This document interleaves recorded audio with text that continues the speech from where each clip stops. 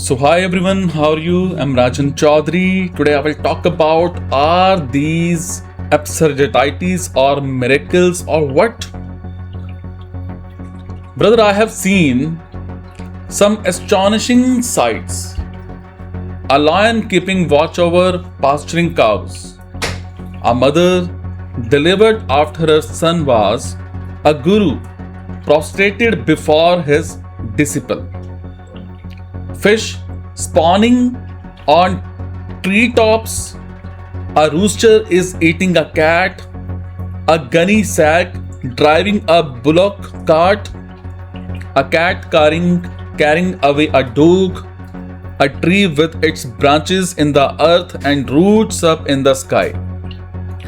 A tree with flowering roots, says Kabir. This verse, if understood, is your key to the universe. So, somebody asked me, I have read this poem multiple times. Somebody asked me. So, he asked me multiple times, and each reading bewilders me more and more. Kabir says that this is your key to the universe. If you can figure the verses out, is Kabir Saab talking about the different shades of Prakriti, means physical nature, a guru prostrating before his disciple, and a tree with flowering roots have left me totally blank. What is the meaning of this? Then I said, no, it's not the way the universe is. It's the way we live. It's a commentary on the ego. It's the way our world runs, not the world. It's the way the world of the ego runs. Our world runs. You know one thing? So, एक अचंबा देखा रे भाई, खड़ा खड्डा सिंह चरावे गई. A lion keeping watch over pasturing cows. That's the way our world runs. If there is somebody who is keeping watch over you, you usually feel that the fellow is your well-wisher. Prakriti is honest. In Prakriti, a lion would never watch over grazing cows. The lion would simply take away one of the cows, leave the rest, satisfy himself, and be gone. Therefore, when such a thing is represented in Prakriti, it appears so odd. It appears so odd that you have been compelled to ask me a question. In Prakriti, this would never happen because Prakriti is straightforward. Lion wants the cow. The lion eats the cow. That's how Prakriti is. Therefore, when in Prakriti you are told that the lion is watching over the cow, you feel perplexed. That's the motive of Kabir Saab. To make you feel perplexed, because you do not feel perplexed looking at yourself. Therefore, he is saying, you know what? He is saying, what is Prakriti too? Starts behaving like you do. Then you do feel perplexed, right? You are never befuddled with the way you are. You are never amazed by the way your personal universe is. So Kabir Saab is saying, what if the Prakritic universe also starts behaving like your personal universe? Then the Prakritic universe would look something like this, and he goes on to give an entire description. He is saying if the Prakritic universe were to behave like the personal universe of human beings, then this is how the Prakritic universe looks. And it looks very, very odd. It looks very perplexing. It is absurd. It is annoying. It is terrifying. but it looks terrifying when it is demonstrated in the dimension of Prakriti, then you find it terrifying. But when the same thing is happening in your home, then you don't find it terrifying. Right? Now, do you see why Kabir Sahib didn't talk of your home but the jungle? We are blind to what is happening in our homes. So Kabir Sahib says, if the jungle were like your home, then this is what would be happening in the jungle. Our home is so dear to us. Our home is so close to us. Then we just cannot see what is really going on in our home. That's our personal universe. So, Kabir Sahib doesn't bother to tell you what is really happening in your home. He says, let's say that the jungle starts behaving like your home. If the jungle starts behaving like your home, this is what would find happening in the jungle. What is it that you would find happening in the jungle? The lion is very carefully, very compassionately watching over the grazing cows. And the cows are thinking, oh, the lion is our well-wisher. But what does the lion want? He wants the cow to be a little fat. That's how it is even in our homes. It's just that we do not know the way it is. In every home, there is a lion and there is a cow, and the lion keeps watching over the pasturing cow. And the cow thinks, oh, my lion, my supporter, my man, Sher Singh of the family. And the cows of the family are so happy. We have a Sher Singh amongst us. And the Sher Singh is actually protecting the cows as well. If some hyena or jackal or some wolf were to come towards the cows, what would Sher Singh do? Sher Singh would simply roar away the wolf or the jackal. You go away, my cow. Don't you dare look at my cow. But the wolf knows much more than the cows do. The wolf is an outsider, but he at least knows the real relationship between Sher Singh and the cow. And therefore, even as he is being chased away, he just pauses for a while, turns back, looks over his shoulder and says to Sher Singh, Akele, akele, alone, alone. Would you enjoy her all alone? And the Sher says, go away. And even as the wolf is running away, he says, Apna bhi time aayega. My time will also come. Because Sher Singh, you are not there to just compassionately watch over her. You have a purpose. So, what the grass is to the cow, the cow is to the lion. It's just that the grass is not full of images and expectations. The grass just passively sits, and when the cow comes, the grass says, all right, have me. I know who you are. So a big part of me is hidden safely below the surface. Graze me as much as you want to. When you go away, I will reappear. The grass is smarter than the cow. She at least keeps her roots hidden.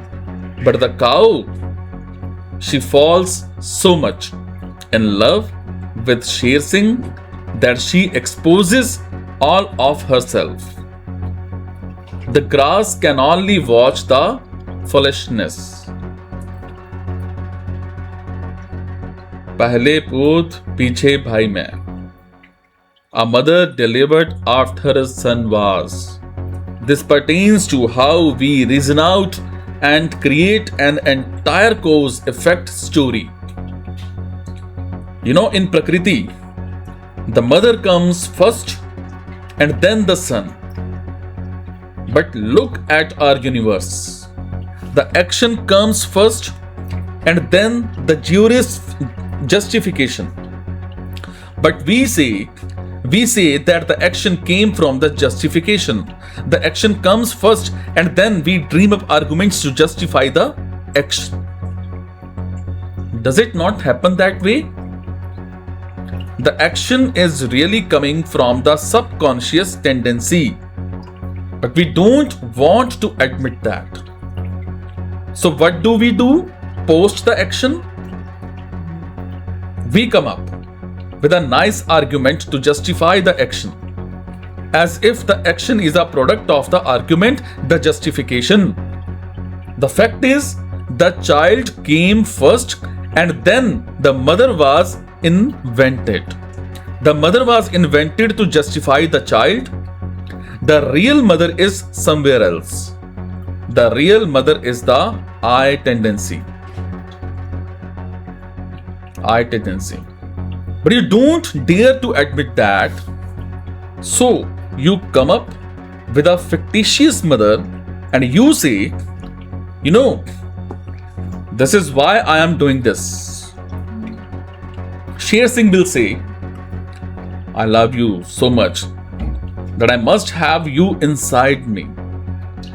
I cannot bear this separation. Kamala, Kamala. This physical separation is too much. That's why I repeatedly want to have intercourse. But even then our bodies get to meet only briefly. The depth of association is not much. So I now want to have you fully inside me. Tum mujh mein sama ja. Come inside me, as the Sufis say. And he will go to her and teach her. Fana is a very high state of spiritual dissolution. Now is your time to reach Fana in love. And what greater end can you meet? Come unite with the lover. The tendency is just to have flesh, but a justification is invented. And then it is claimed that the action is coming from the justification. पहले पूत पीछे भाई मैं. When it happens in our homes, in our universe, then we don't find it strange. But if it starts happening in Prakriti, then you will see this kind of oddity. The child is there, and after the child is born, the mother is born. And then you will say, oh my God, what Kali Yuga, age of darkness. What Kali Yuga? One thing, the child is born and the mother is younger than the child. But that is happening every day in our personal universe. And we never find it odd. Then, Chela ke guru lage pai. A guru prostrated before his disciple. If you start seeing that, then you will say, oh, too bad. The guru is prostrating in front of the student. What is going on? Evil times. But that is happening all the time in man's universe. There is no teacher worth the name who has not prostrated in front of the disciples. The disciple prostrates externally. He will say, Guru Brahma, Guru Vishnu. The Guru is Brahma, the Guru is Vishnu.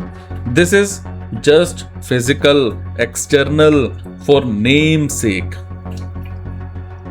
It is the teacher who is actually prostrating in front of the disciple. Please listen to me for a second. Can you please give up your prejudices? Once in your life, can you please pay attention? Can you? But our eyes see only the external. And seeing the external, they are happy and satisfied. They will say, all is well. All is as per course and order. The students are paying obedience to the Guru. This is what the eyes see. But what is really happening? The Guru is all the time requesting the student, touching his feet, flattering him, nudging him, entertaining him. But that is not obvious. Just as what is obvious to the grass is not obvious to the cloud. जल की मछली तरुवर ब्याई, पकड़ी बिलाई मुर्गा खाई, भालीदारी गूनी घर आई, कुत्ता को ले गई Bhilai. All these four instances refer to an upending of the normal order in Prakriti. The normal order has been inverted, upended. Jal ki machli tarubar byai, the fish is in the water, is residing and procreating on the treetops. The cock has got the cat and devoured it. The material, the gunny sacks, are leading the oxen as they are coming towards the house, so the cart is leading the bull. So the cat has now had its revenge. The cock or the hen took away the cat, so the brother cat took away the dog. Now Sher Singh is in danger because the dog too will have his day. As they say, each dog has his day. So the normal Prakritic order is being shown to the reversed. When it is reversed there, then you say, this is not proper. This is against Tao. This is against RTA. But when the same thing happens within man, then you do not find anything funny at all. In Prakriti, the one who is supposed to be higher up in the food chain must consume the one who is lower down, and the reversal cannot happen inside man. That which is higher must lord over the lower, and the reversal must not happen, but it is always happening. The higher one must be given preference over the lower, but that rarely happens. The lower wins, the higher loses, tendencies wins, thought loses, thought wins, discretion loses, mind wins, Atman loses, influence wins, intelligence loses. And Kabir Sahib is Kabir Sahib.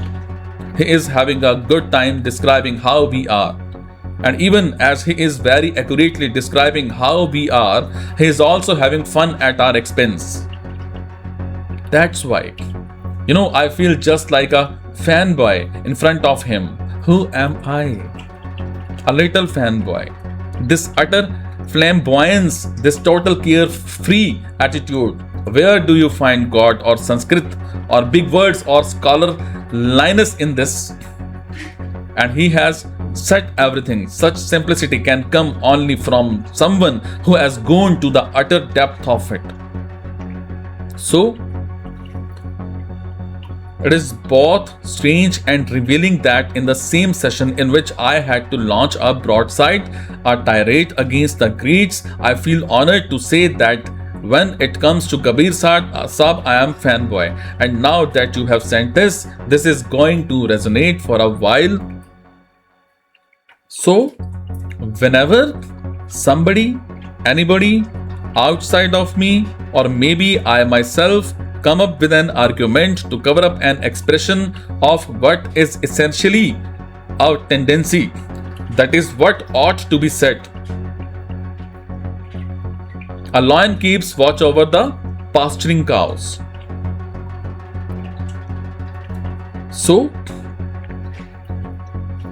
the parents are fondly taking the little Chotu to school for admission. From the car, the two of them emerge, and Chotu is walking in the middle of both of them.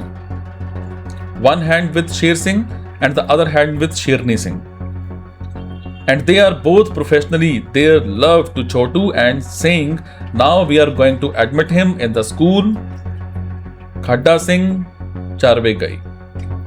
It is going to say for a while. And obviously, Chela ke Guru lage pai, a guru prostrated before his disciple. I don't even need to remember this. I live this every moment. So it's a good thing to put on a Facebook profile or WhatsApp status or something. Chela ke Guru lage pai. Just to be reminded of how things really are. Eyes live in deception. This is how things really are. Can you please send me the report? Chela ke Guru lage pai. Sixth reminder and cute smile. Chela ke Guru lage pai. Kaun Guru, kaun Chela. Who is the Guru and who is the disciple? A tree with its branches in the earth and roots up in the sky, a tree with flowering roots, says Kabir. This verse, if understood, is your key to understanding the tree worlds.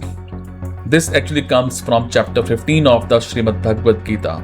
Shri Krishna very vividly describes his world as a banyan tree with its roots to the sky. Maybe Kabir Sahib is quoting from the Gita. Maybe it is his own imaginary. But it is interesting how these coincide and how the greats have always seen the world as an exercise in negativa. That reminds me of the negatives. Before the digital age, there used to be negatives in photography. And what is the characteristic of those negatives? The light was dark and the dark was light. Have you seen those negatives? So it's a bit similar to negatives. That's how Shri Krishna has described it. That's also what Kabir Sahib means here. What works in his world doesn't work there. That's one way of looking at it. It is an exercise in the negativity. Secondly, the roots are up, the flowering is down. You are really coming from 3 points upwards. You are only flowering here. And even if you want to flower here, even if you want to blossom here, you must first of all take the care of the root which is upwards.